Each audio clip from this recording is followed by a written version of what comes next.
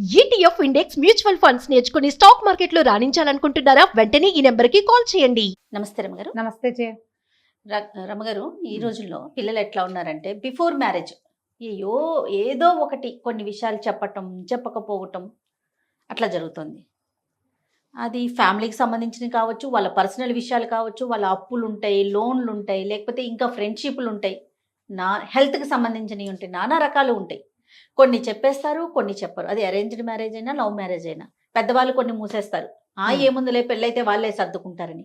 Love మ్యారేజెస్లో ఏముందులే ఇప్పుడు ఎందుకు చెప్పటం, అయిపోతుంది కదా, నెక్స్ట్ ఇంక ఇది రేస్ కాదనుకుంటాం. వన్స్ పెళ్ళైపోయినాక ఈ ఇష్యూ రిపీట్ అవుతుంది లేదా తెలుస్తుంది అనుకుందాం. దాన్ని ఎలా మేనేజ్ చేయాలో అర్థం కాదు. నాకు తెలీదు, మా పేరెంట్స్ చెప్పారని నేను అనుకున్నాను అంటది ఈ అమ్మాయి, లేదా ఆ అబ్బాయి. అసలు మీ వాళ్ళు చెప్పకుండా ఎలా పెళ్లి చేశారు అంటారు. ఈ ఇష్యూస్తో మీరు కూడా చూస్తూ ఉంటారు, ఎంతమంది డివోర్స్ దగ్గరికి వెళ్తున్నారు రమ్మగారు. అవును, అది అన్ని రకాల ఇష్యూస్ అనమాట. ఇప్పుడు నేను ఎన్నో చెప్పా, హెల్త్ చెప్పాను, ఫైనాన్షియల్ చెప్పాను, పర్సనల్ ఇష్యూస్ చెప్పా, పేరెంట్స్ మధ్య ఉన్న ఇష్యూస్ చెప్పా. ఇవన్నీ కూడా ఇవి డిస్కస్ చేయాలా లేదా, లేదా ఏదన్నా ఇష్యూ వస్తే దాన్ని ఎలా మేనేజ్ చేయాలండి? ఏంటంటే ఇప్పుడు పెళ్ళిళ్ళు ఇదివరకు చిన్న పిల్లలకి పెళ్ళిళ్ళు చేసేవాళ్ళు.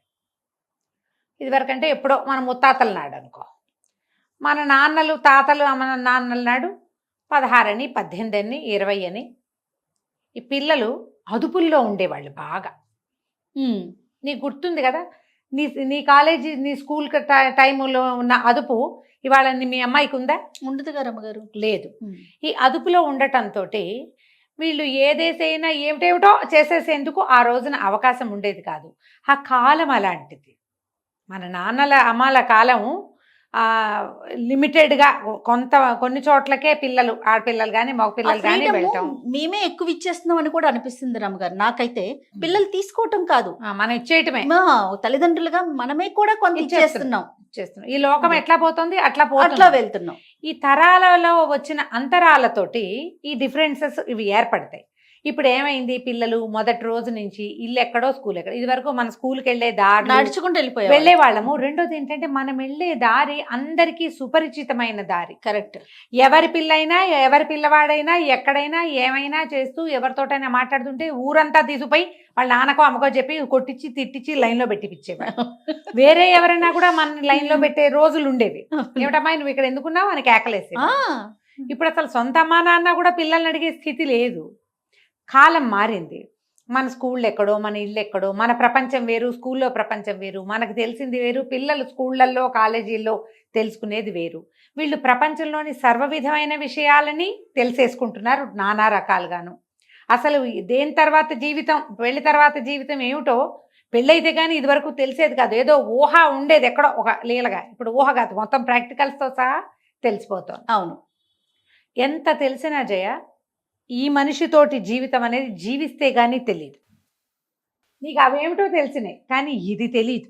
అంతే కదా రమ్మగారు కదా.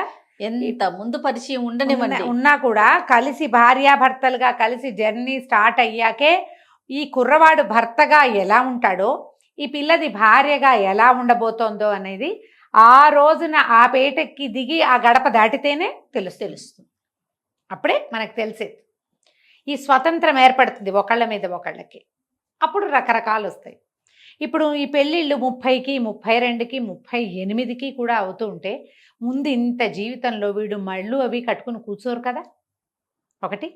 తర్వాత ఎక్కడెక్కడికో వెళ్ళాలి, ఎవరెవరితోటో మాట్లాడాలి, ఏమేమిటో చెయ్యాలి. ఈ కథలన్నీ నడిస్తే కానీ ఈ కథ ఈ కంచికి చేరదు. ఇవన్నీ నడవాలి. ఈ నడిచే క్రమంలో కొన్ని చేదు అనుభవాలు ఉండొచ్చు, కొన్ని చెప్పుకోలేని ఉండొచ్చు, కొన్ని ఇదే మన జీవితం అనిపించి కానీ వెనక్కి వెళ్ళిపోయింది కంచికి చేరని కథలు బోల్డ్ ఉంటాయి. ఇవన్నీ రేపొద్దున వివాహం అయ్యాక పునరావృతం అవుతాయా లేదా రివీల్ అవుతాయా? నువ్వు చెప్పినట్టు ఎక్కడ తేట తెల్లం అయిపోతాయి. ఇప్పుడు దీన్ని సహజంగా తీసుకోవచ్చు స్పౌజ్ రెండో వాళ్ళు. ఆ కాలేజీల్లో ఇవన్నీ అవుతాయి. ఎవరి జీవితాల్లో ఉండవు, నాకు ఇలాంటివేవో ఉన్నాయి అని అర్థం చేసుకోగలిగే రకమైన విశాలమైన దృక్పథము, ఇదంతా సహజమని తీసుకోగలిగిన మనస్తత్వము ఉన్నది, ఉంది, ఉండాలని కూడా ఇప్పుడు తెలుసుకుంటున్నాం మనం.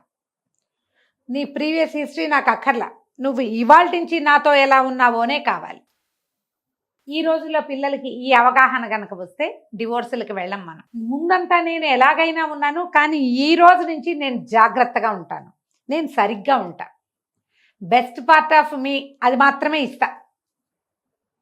నా దగ్గర ఉన్న పరమ దరిద్ర దౌర్భాగ్యాలన్నీ నా వెనకాలే వదిలిపెడతా. ఇవాళ నా జీవితం ఒక టర్నింగ్ పాయింట్, ఒక మలుపు తిరిగింది, ఇది మేలి మలుపు కావాలని నేను భావిస్తూ ముందుకు వెళ్తే చాలా బాగుంటుంది. పాత తప్పులు, పాత పొరపాట్లు, పాత జీవితంలో కలిగిన ఇబ్బందులు ఏదైనా సందర్భం వచ్చినప్పుడు ఒక వాక్యంగా చెప్పేసేయాలి, చెప్పమంటారా? చెప్పాలి. కథ విడయకూడదమ్మా, పూసలు గుచ్చకూడదు. కానీ ఎదుటి వారు ఊరుకుంటారా రమ్మగారు? ఊరుకోరు. వాళ్ళ కథ కూడా విను నువ్వు, అప్పుడు వాళ్ళు కూడా చెప్పగలగాలి. ఇప్పుడు ఈ ఓపెన్నెస్ ఉన్నప్పుడు నువ్వు వదలాలి. ఇది అది ఒక్కొక్కడు ఉంటాడు, ఏదో దొంగ కథ చెప్పి నీ సంగతి ఏంటని అడిగితే అది నిజం అనుకుని ఈ అక్కయ్య మొత్తం పుస్తకొచ్చు. అప్పుడు నాది అబద్ధం, నీది నిజం అంటాడు. అమ్మాయి అప్పుడు నాది అబద్ధమే ఇలాంటివి చెప్పలేకపోతుంది, దొరికిపోతారు కదా. అబ్బాయిలు కూడా అలాగే దొరుకుతారు, అబ్బాయిలు అలాగే దొరుకుతారు. ఈ తెలివితేటలు చూపించద్దు దయచేసి. ఈ తరానికి ఏ పెద్దవాళ్ళైనా ఇవ్వగలిగే బెస్ట్ అడ్వైజ్ ఏంటంటే, ఇప్పుడున్న పిల్లలకి సాధ్యమైనంత పారదర్శకంగా ఉండు.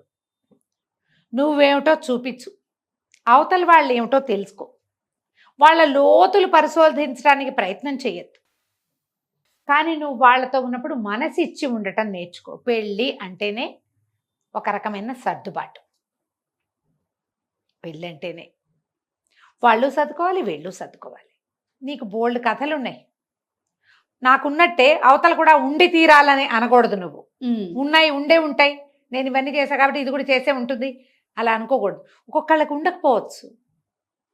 ఒకళ్ళు ఒట్టిగా చదివే లోకంగా, ఇల్లు అమ్మా నాన్ననే లోకంగా, ఏ భగవంతుడో లేకపోతే ఏ భగవద్గీతో, ఏ పర్సనాలిటీ డెవలప్మెంటో వాటిల్లో ఉండొచ్చు. వాళ్ళు ఉంటారు కదమ్మా, ఉంటారు కదా, ఉంటారు. ఆనాడు ఉన్నారు, ఇప్పుడు కూడా ఉంటారు. కానీ వీళ్ళకు కూడా ఎక్కడో బ్యాడ్ ఎక్స్పీరియన్స్లు ఉంటే ఉండొచ్చు, లేకపోవచ్చు కూడా. నేను చేశా కాబట్టి ఇది కూడా చేసే ఉంటుందని అనకూడదు. నేను చేయలేదు కాబట్టి వీడు కూడా చేసి ఉండకూడదు అని అనుకోవద్దు. రెండూ తప్పే. ఈ రోజు నుంచి మనిద్దరం సరిగ్గా ఉందాం. పెళ్లి చేసుకునే వాళ్ళు ప్రీమ్యారిటల్ కౌన్సిలింగ్ తీసుకోండి, ఇద్దరు తీసుకోండి. ఈ రోజు నుంచి పారదర్శకంగా ఎంత ట్రాన్స్పరెన్సీ మీరు మెయింటైన్ చేయగలిగితే మీ జీవితాలు అంత బాగుంటాయి. ఒకవేళ ఏదైనా తెలిసింది అనుకుందాం, తెలిస్తే ఇప్పుడు మొత్తం దాన్ని చించి పెద్ద పెద్ద శాటం చేసి అంత చెయ్యొద్దు. ఎవరు ముక్క వాళ్ళు తీసుకోవద్దు. తీసుకోవద్దు. కావాలంటే మూడో మనిషినో పెద్ద మనిషినో మీ వాళ్ళు ముందే చెప్పాలి కదా. అంటే ఎప్పుడు చెప్తారు జయ, ఎప్పుడు చెప్తారు? పిల్లలవి మా అబ్బాయి ముందే ఏదో ఇది చేశాడు అని ఎవరైనా చెప్తారా? చెప్పుకోలేరు కదా. ఆడపిల్ల వాళ్ళైనా చెప్తారా? మా వాడికి ముందు ఒక ప్రీవియస్ లవ్ స్టోరీ ఉందని చెప్తారా?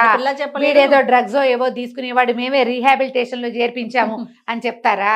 మా పిల్ల 2-3 తప్పటడుగులు వేసిందండి, మేమే దాని లైన్లో పెట్టాం అని ఎవరైనా చెప్తారా?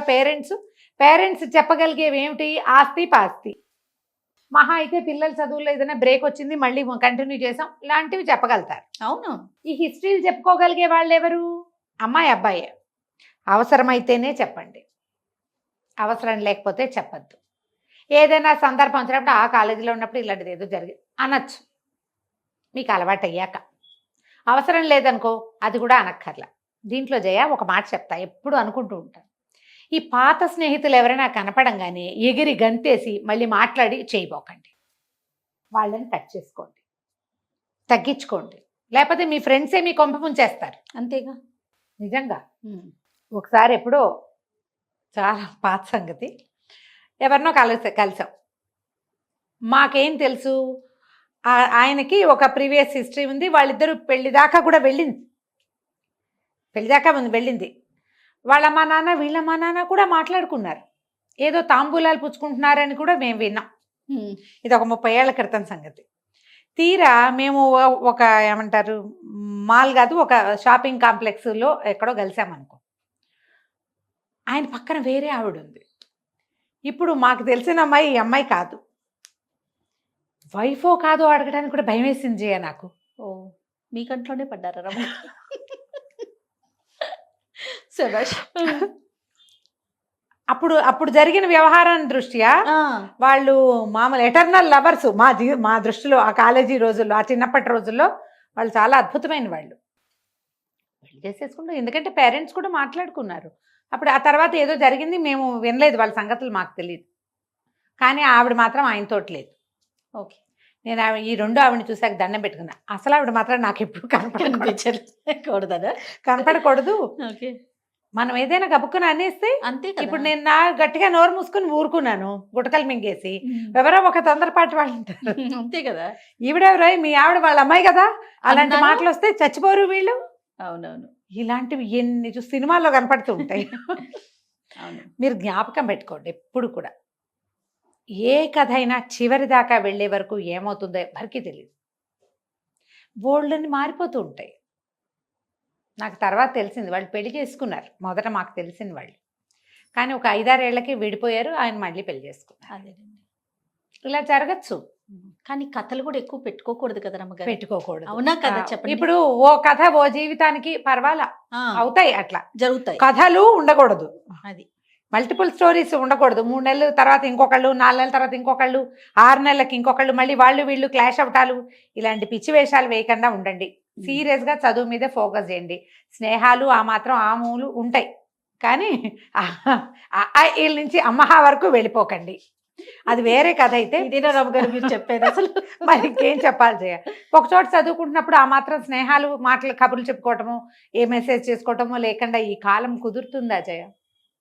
చెయ్యొద్దు, మీరు మడిగట్టుకోండి అని ఎవరికైనా చెప్పగలం. ఎప్పుడు కుదురుతుంది, కానీ పిల్లలు కుదరట్లేదు, అది సమస్య. కాబట్టి సాధ్యమైనంత ఇప్పుడు ఒక బంధంలోకి అడుగు పెట్టాక అయినా కూడా, అది అయ్యాక, ఇప్పుడు ఈ బంధంలోకి అడుగు పెట్టాక మీ పాత స్నేహాలు పునరుద్ధరించుకుని మీరు అవన్నీ లైన్లోకి తెచ్చి వాళ్ళని వీళ్ళకి పరిచయం చేసి మళ్ళీ ఏదో కొత్త తలకాయ నొప్పి తెచ్చుకుని అది చేయకండి. అంతే.